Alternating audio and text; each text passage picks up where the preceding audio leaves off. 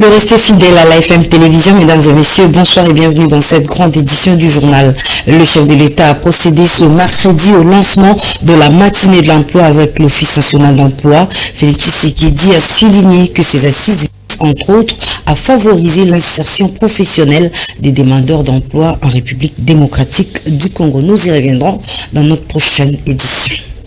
Nomination de la première ministre Judith Toulouka, les voix continuent à s'élever pour féliciter le président de la République qui a tenu à sa promesse de nommer à la tête du gouvernement congolais une originaire de la province du Congo central. C'est le cas de le dire avec Maître Eric Bila qui estime que Félix Tshisekedi a fait un meilleur choix. Je vous propose de suivre ces propos recueillis par Alain Goma.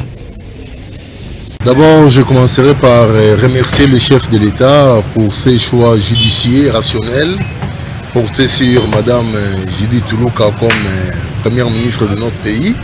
Ça, c'est de un. Et deuxièmement, je souhaite un fructueux mandat et un parcours élogieux à notre première ministre au nom de tous les peuples nés Congo et au nom de tous les SNAC et le Congrès national africain pour le réveil du Congo. Je pense que les maîtres mots de son discours d'entrée, c'était la paix et le développement.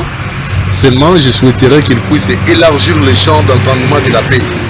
Il y a en plus de la paix qu'on attend à l'est du pays, qu'on attend à Kwamut. D'abord, c'est ce qui est prioritaire pour nous ici. Mais cette paix doit s'élargir même dans les provinces où il y a semblant d'accalmie, notamment Kinshasa avec le phénomène Kuluna. La paix doit être institutionnelle, il ne doit pas y avoir de guerre institutionnelle comme on le connaît aujourd'hui dans notre pays. Et cette paix-là sera génératrice du développement qu'il est en train de clamer par l'exploitation et le partage équitable des richesses de notre pays. Mais je ne voudrais pas aussi que le concept richesse de notre pays en termes de partage équitable demeure sur seulement le cobalt, le cuivre et consorts. Il doit donner un accent particulier au sol. La revanche du sol sur le sous-sol doit être effective avec son avènement. On a 90% de terres arables qu'on n'est pas pratiquement en train d'exploiter.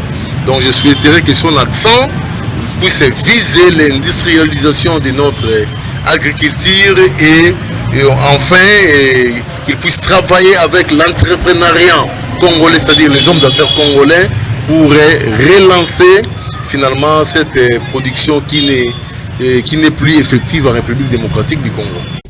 Le même son de cloche retentit avec Maître Dani Chamala qui estime également que le chef de l'État a honoré sa promesse tenue lors de la campagne électorale en désignant Madame Judith Toulouka comme première ministre. Encore une fois, suivez-le au micro de Alain Goma. La nomination de Madame Toulouka comme première ministre de la République démocratique du Congo a été bien accueillie par la population congolaise parce que vous le savez que souvent il y a des ceux-là qui disent que le président de la République ne respecte pas ses promesses. Il avait fait promesse à Goma et partout ailleurs qu'il y aura une première ministre à la tête du gouvernement. Et lorsqu'il est arrivé dans le Bas-Congo, il a dit qu'il souhaiterait que le premier ministre qui viendra soit du Bas-Congo. Présentement, là, nous avons une dame première ministre pour accomplir sa promesse de nommer une femme à la tête du gouvernement. Et elle est originaire du Congo central pour satisfaire à la promesse faite au Né-Congo que non, le premier ministre sortira du Bas-Congo. Alors, en dehors de ça, le fait d'honorer sa promesse, je vois que la dame première ministre qui est nommée est venue au point nommé parce que nous avons besoin à la tête de ce gouvernement une personne qui comprend les soucis des Congolais, qui connaît le problème des Congolais et qui est prêt à se sacrifier pour les résoudre. Vous avez suivi dans son discours, une fois pris la parole, la dame a dit qu'il va œuvrer pour la paix et le développement de la République démocratique du Congo et faire de sorte que les richesses de la République démocratique du Congo puissent profiter à tout le peuple congolais. Donc c'est déjà quelque chose de bon. Je souhaite de très bonnes chances à la dame première ministre pour sa nomination. Le conseil que je peux donner, je crois qu'elle-même a déjà dit ça dans son discours, qu'elle va s'atteler pour la paix et le développement. Dans la paix, il y a beaucoup d'aspects. Dans la paix, donc, il y a les social de la population. Donc, dans la paix, il y a la sécurité telle que nous avons le problème des Kuluna dans la ville-province de Kinshasa, le problème de l'agression rwandaise à l'est de la République démocratique du Congo. Donc le Congo a plus de problèmes, mais ce qui est beaucoup plus intéressant, c'est l'intérêt de la population. S'il met l'intérêt de la population avant toute chose, je crois qu'il va réussir son mandat sans problème. Et de son côté, l'analyste politique Dieudonné Kanida Betou estime que le président de la République accorde une importance particulière à la question du genre, raison pour laquelle il a choisi une femme à la tête du gouvernement. Je vous propose de suivre sa réaction recueillie au téléphone de Déborah Petit. Premièrement, nous devons remercier le chef de l'État pour son choix judiciaire. Vous savez, notre pays, depuis son accession à l'indépendance, il n'y a eu jamais une femme comme chef du gouvernement. Et aujourd'hui, le chef de l'État nous a prouvé que la masculinité positive est vraiment réelle et visible. C'est ce que nous sommes en train de constater. Et nous pouvons que lui souhaiter bon vent. Et surtout, elle est du Congo central. C'est aussi une première fois ressortissant du Congo central soit élevé au rang du Premier ministre. C'est ainsi que nous le souhaitons toutes les merveilles de ce monde et un bon vent, et avec plusieurs défis qui lui rencontrent, notamment de l'insécurité de l'Est, les défis économiques, la hausse des prix des denrées alimentaires dans le marché, la hausse des taux de change. Nous espérons qu'avec Madame Judith, tout va bien se passer, surtout qu'en tant que Mukongo, en tant que les Congo, nous pouvons lui accorder plusieurs chances de ne pas décevoir la mémoire de Fumu Kimbangu et de Mamandona Kipanvita. Dans l'actualité, on parle également de la récente sortie médiatique du secrétaire général de l'UDPS, Augustin Kabouya, au sujet du séjour prétendu clandestin de Joseph Kabila à l'étranger. Pour maître Eric Bila, cadre du CENARC, il estime que Joseph Kabila jouit d'un régime d'information et il est pris en charge par la République, donc il ne peut pas quitter le pays clandestinement. On l'écoute. Le secrétaire général de l'UDPS s'est adressé aux membres de l'UDPS devant le siège de l'UDPS pour des fins politiques liées à l'UDPS.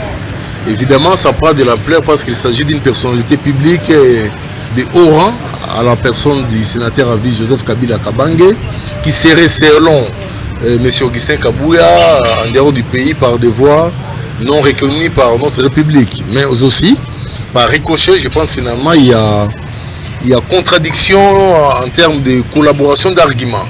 À ce que je chasse, le sénateur à vie Joseph Kabila est pris en charge par l'État congolais. Ces mouvements d'aller-retour sont contrôlés parce qu'il est tenu par un régime d'information pour tous ces mouvements, pour des fins liées à sa sécurité personnelle assurée par l'État. Et donc voilà, je n'arrive pas à mettre en équilibre le concept sortir en catimini et la prise en charge de l'État. Lui seul, Augustin Kabouya, secrétaire général de l'UDPS, en connaît les tenants et les aboutissants. Et pour les amis qui abordent dans le sens de la justice qui devrait s'appréhender de la situation, je pense qu'ils n'ont pas tort, et la largesse ou l'étendue large du pouvoir du procureur n'est assortie d'aucune contrainte. Lui seul estimera s'il sera question de poursuivre ou pas, ou s'il sera question pour nos services de sécurité de chercher à approfondir le dire de M. Kabouya. Poursuivons ce journal, nous allons parler de l'investiture du nouveau président du Sénégal. La cérémonie s'est déroulée en bonne et due forme. Bissouri Diomaye Faye a été investi comme 5e président de la République du Sénégal. Je vous prie à revivre ces moments forts dans cet élément d'Elvis Meti. Ce mardi 2 avril, c'était une ambiance chargée d'émotions et de solennité règne au centre des expositions de la vie de Diamanadio.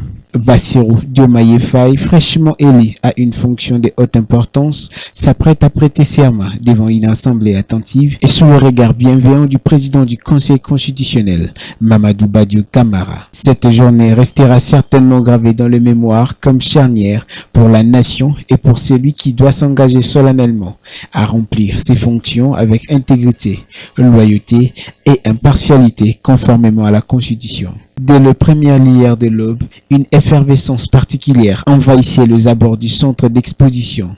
Le rue envoisinante était bondée de citoyens venus assister à ces moments historiques, tandis que les forces de sécurité étaient aussi mobilisées pour garantir le bon déroulement de la cérémonie et pour assurer la bonne sécurité. Accueilli sous les applaudissements nourris de la foule, Bassirou Diomaye Faye, le nouveau président élu, est arrivé accompagné de son protocole et de ses collègues, témoignant ainsi du soutien et de l'unité qui entoure ces moments symboliques. Plusieurs chefs d'État africains, dont celui du Nigeria, Guinée-Conakry, Maroc, Sierra Leone, Gambie, Mauritanie, Cap-Vert et les autres, sont présents dans la salle. Le candidat malheureux, à l'exception Amadouba, candidat du pouvoir, ont répondu présent. Ousmane Sonko, leader du parti PASTEF, s'illustre par sa présence, accompagné de sa première épouse, Kadi. Soulignons que cette grande cérémonie d'investiture s'illustre d'une grande envergure pour les souvenirs qui restera gravés dans les annales de l'histoire du Sénégal.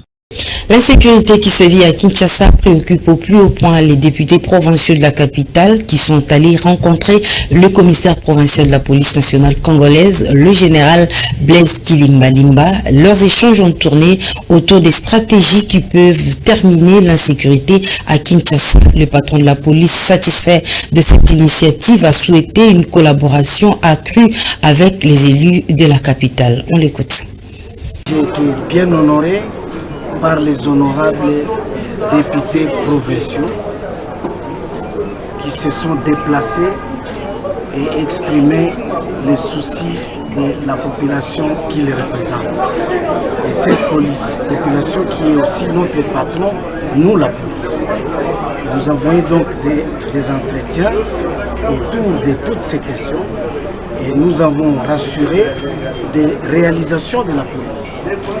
Beaucoup de ces criminels sont déjà en prison, d'autres sont en route vers la prison et d'autres le seront par l'opération Panthère Noire qui consiste tout simplement à cibler selon les fichiers tous les délinquants qui s'affichaient tels et qui sont connus par leurs adresses et même les itinéraires qu'ils empruntent. Et ceci concernera aussi les bandits à main armée qui bénéficient de la collaboration des autres pour qu'ils soient mis dans un même sac. Nous leur avons parlé de ce dont nous avons besoin. Les moyens légaux, il y a des lois qui doivent être rapidement revues et ils ont les édits à faire qui vont nous accompagner. Il y a les infrastructures d'hébergement des criminels qui doivent être aussi réaménagées pour l'efficacité de notre travail. Lutte contre l'insécurité à Kinshasa, la force du progrès tient mordicus à collaborer avec la police nationale congolaise pour traquer les inciviques et réduire les embouteillages. C'est dans ce cadre que les leaders de cette structure d'autodéfense de l'UDPS ont rencontré le président de la Fondation Maloua, Maître Maloua Billy Cléophas, pour la mise en place de certaines stratégies de travail. Fifi Kalumbwe et Enoch Mafouka. La collaboration entre la police et la force du progrès pour lutter contre les antivaleurs se poursuit sans relâche, ont confirmé les leaders de la force du progrès, entre autres le président Pabamoukini Joël, alias Moselou de l'état-major général de la force du progrès 10e rue Limité, le président Eleva de l'état-major général force du progrès Kingabouan, le président Antibal de l'état-major général force du progrès DGC Barré, et enfin la coordination des sages qui étaient chacun accompagné d'une délégation de sa base. Dans le cadre, il y a un dialogue citoyen auto-initié qui bongo avec le commissariat provincial de la ville à Kinshasa, sous la bonne médiation de la Fondation Maloua dirigée par le président Maître Billy Maloua. Toyaki bongo kopé sa suite. La première année de cela qui n'a général Blaise Kilimbalimba Zali bon en charge de la ville à Kinshasa pour asseoir la stratégie de l'opération aux forces du progrès qu'on menait pour accompagner le combat et l'insécurité de la ville à Kinshasa et surtout lutte contre les embouteillages. Mais je te remercie général Blaise Kilimbalimba pour la disponibilité de travail dans les citoyens pour la ville à Kinshasa. Premièrement, nous avons maître Billy Maloua parce que c'est un père qui a aligné jeunesse et boosté jeunesse et Kendeli Bosso.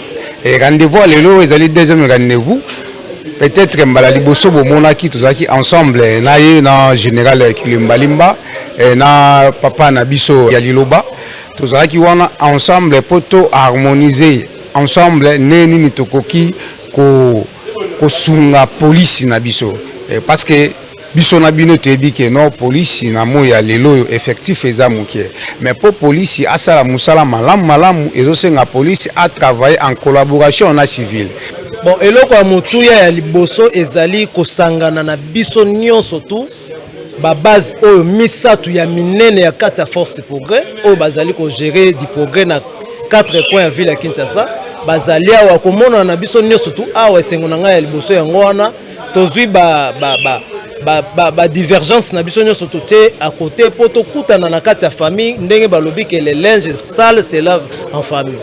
Le combat s'est fait à deux volets. D'un côté, la lutte contre les antivaleurs, de l'autre, contre ceux qui salissent le nom de la force du progrès, qui sont également dans les viseurs de cette structure, également de la police. Surtout, la désordre, dans la belle, il y a force du progrès, et tozoe bisabango, l'air est sonné à Rozonga Nanzela. Soki bazongi Nanzela, police à cause de charge Nabango. C'est ça notre objectif. Il y a réunion à l'élo, na Maître Billy et Maloua. La force du progrès a saisi cette occasion pour féliciter le président de la République, Félix Tshisekedi, pour avoir nommé à la tête du gouvernement une femme. Mokozamboka Fati Beton a tomboli ba maman Judith vraiment pouvoir oyo Fati Beton moko tombolo a PCO yeba ko sa maman ba di progrès. To PCO merci, félicitations et puis courage, musala kitoko. Signalant que cette rencontre fait suite à celle qui avait eu lieu avec le commissaire divisionnaire adjoint de la police ville de Kinshasa, le général Blaise Kilimbalimba, qui constitue une preuve de l'unité au sein de la force du progrès dont les leaders sont toujours présents. L'humanité a célébré hier mardi la journée de sensibilisation à l'autisme. En RDC, cette célébration a été particulièrement marquée par la volonté du gouvernement congolais d'accompagner les enfants autistes. C'est dans ce cadre que la ministre chargée des personnes vivant avec handicap a lancé la semaine de sensibilisation. Le cadre choisi était l'hôtel Sulutani à la Gombe. Reportage. Cette célébration de la journée internationale de sensibilisation à l'autisme revêt une importance toute particulière en République démocratique du Congo, d'autant plus que le gouvernement congolais vient de décider d'un cadre légal régissant la prise en charge des enfants autistes en RDC. La ministre en charge des personnes vivant avec handicap, Maître Irène Essambo, a remercié les acteurs impliqués dans la prise en charge des enfants autistes. L'autisme est une réalité très présente aussi bien dans le milieu urbain que rural de notre pays. Cependant, le pouvoir public, particulièrement le gouvernement, n'ont porté que très peu d'attention à la question de l'autisme.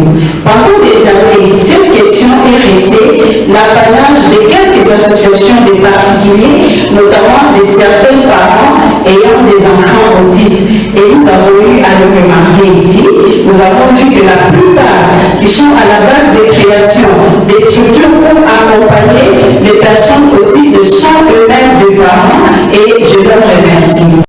L'autisme est un handicap, a affirmé la ministre de tutelle. D'où l'implication des valides s'avère nécessaire pour accompagner cette catégorie des personnes vulnérables. D'où l'impérieuse nécessité d'organiser les secteurs de l'autisme en définissant le rôle des différents acteurs impliqués et les priorités pour des actions à impact visible qui favorisent l'inclusion de ces personnes laissées pour compte. Cette journée internationale de sensibilisation à l'autisme a été marquée par le lancement de toute une semaine des activités pour vulgariser la prise en charge et l'accompagnement des enfants autistes. Et en société, l'abandon de travaux de construction de l'avenue Lumumba au quartier Kingabwa dans la commune de Limeti provoque une insalubrité grandissante, mais également l'impraticabilité de cette route. Les habitants de ce coin lancent un cri de détresse auprès des autorités. Reportage Jancy Elengue et Rabi Fouka. Les travaux de construction de l'avenue Lumumba au quartier Kingabwa dans la commune de Limete marchent à pas de tortue. On constate les engins en panne, des caniveaux encore en construction mais remplis d'immondices. On peut voir l'image des chantiers abandonnés alors que nous sommes déjà à plus de 8 mois du lancement des travaux, comme l'expliquent ses habitants. Banda babandi musala eloko moko te ezobeba kaka ba mapango ezobeba tala ndeti lopango eza na ngambo lopango mai bana batamikie nini batifoi di maladie ebele ngabwa ekoma chantier bana musala terrasse esilaka te kikabe koma chantier mai pasi nzela lekaniza te olati lipapa obima nzela nini todinda chaque jour banda misala babanda ya kotimola awa pape silaka te e banda misala banda 7e mois ti toza na mwani toza deja na février mars awa deja ngo toleki tozokenda kaka musala silaka te ebongaka bosali musala bosisi apres boye kotumola donc bazotumola kaka ti baye kokoma kotoyo donc nde naza boye nde ozomona mai oyo tala bana mayo ndenge za soki mbule beti ekotelanga tina ndako tina ba chambre donc ba fulu ba nini ezokota donc moyen te. D'autres par ailleurs évoquent les conséquences causées par le ralentissement de ces travaux, à savoir le manque d'eau car plusieurs souterrains de la régie des eaux ont été bougés lors de ces travaux. Mais aussi la difficulté pour joindre les lieux d'occupation surtout quand il pleut. Ces obstacles sur l'avenir et rend impraticable ces tronçons. Nous en appelons aux autorités de la République d'avoir un œil regardant sur l'exécution de ces travaux, car la population de ces coins de la capitale souffre pour vaguer à leurs occupations.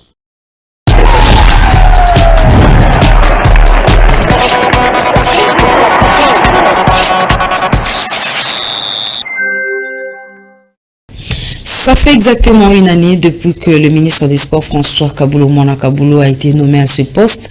Quel bilan de sa gestion? Les analystes sportifs ont levé leur voix dans ces propos recueillis par Lionel Ngolo. Le bilan de l'excellence Kaboulo-Moana Kaboulo est largement positif. Pourquoi quand Kaboulo il était venu dans ces pays, le premier défi c'était d'abord à relever, c'était d'organiser ces Jeux de la francophonie. On ne parlait même pas des Jeux de la francophonie, parce qu'à tout moment quand on parlait des Jeux de la francophonie, on pensait déjà à faire des reports, à désister, à donner ces Jeux, à renoncer pour ne pas organiser ces Jeux. Mais le bilan de l'excellence Kaboulo-Moana Kaboulo ne se limite pas seulement avec ces Jeux de la francophonie, c'est toujours avec les éliminatoires du Jeux paralympique avec la fédération du basketball sur fauteuil. Les athlètes du basketball sur fauteuil étaient partis pour participer à cette grande compétition au niveau d'Accra. L'excellence Kaboulo-Moana Kaboulo comme étant un vrai warrior, il était parti avec les athlètes, il a passé ses jours au niveau d'Accra au Ghana et nos athlètes nous ont ramené une médaille de bronze, synonyme de qualification pour aller disputer les phases éliminatoires au niveau de Tokyo. Je ne veux pas parler d'un bilan positif à ce stade des choses. Mais ce qu'il faudra retenir, c'est que tout n'est pas noir, justement, dans sa gestion. Pourquoi? Parce qu'on note également des points positifs dans ce qu'il a fait, mais cela ne veut pas dire que tout a été positif.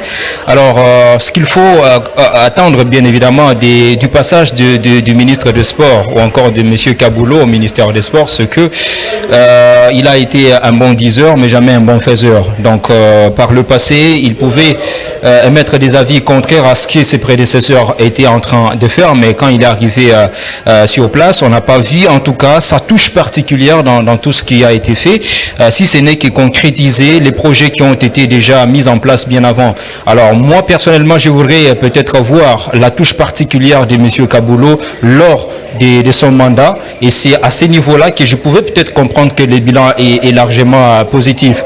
Sport toujours dans le cadre du championnat national, le play-off se poursuit avec le match qui opposera demain jeudi le Saint-Éloi Lupopo à Lubumbashi Sport en match de la 8e journée. Mohamed Magasouba, entraîneur du Saint-Éloi Lupopo, exprime déjà son optimisme quant à ce match. Suivez. Lupopo a toujours des matchs difficiles. Aucun match de Lupopo n'est facile. Comme vous le savez d'avance, j'ai toujours dit que Lupopo joue son championnat et ne sont pas tout seul. Avec ses propres moyens, Lupopo doit se battre pour convaincre et pour vaincre également. Donc nous sommes habitués à ce genre de compétition, à ce genre d'adversité. Et moi, je dis Dieu merci parce que moi, j'adore l'adversité. Parce que c'est dans cette adversité que notre équipe va grandir. Hein? Si nous avons des adversaires opiniâtres devant nous, ça nous donne des leçons à réfléchir et finalement, ça nous donne de la matière également. Tant mieux, ça fait du boum au cœur parce que c'est dans l'adversité qu'on peut grandir. Et, le match de demain ne va pas échapper à la règle. Nous sommes tout le temps confrontés à ce genre d'adversité. Pour nous, je sais qu'il n'y a pas de match facile. Tous les matchs sont difficiles. Mais nous allons les négocier avec beaucoup de sérénité, beaucoup d'enthousiasme et surtout toujours avec beaucoup d'envie. Naturellement, le public fait toujours défaut parce que vous savez, le public c'est le 12e homme, c'est une pièce maîtresse de l'effort conjugué, n'est-ce pas, de l'équipe. Donc, toute équipe aimerait avoir son public avec lui. Mais sans le public également, nous sommes professionnels. Dans la tête, on doit se dire que ça se joue sur le terrain. Donc, qu'il s'agisse avec ou sans public, le football ne se joue que sur le terrain. Et nous, la philosophie que nous enseignons à nos joueurs, c'est de rester sur le terrain. Mesdames et messieurs, ce journal touche à sa fin. Merci de l'avoir suivi. Excellente soirée chez vous. Restez branchés à la FM Télévision. Vous ne serez jamais déçus. Bonne suite de programme.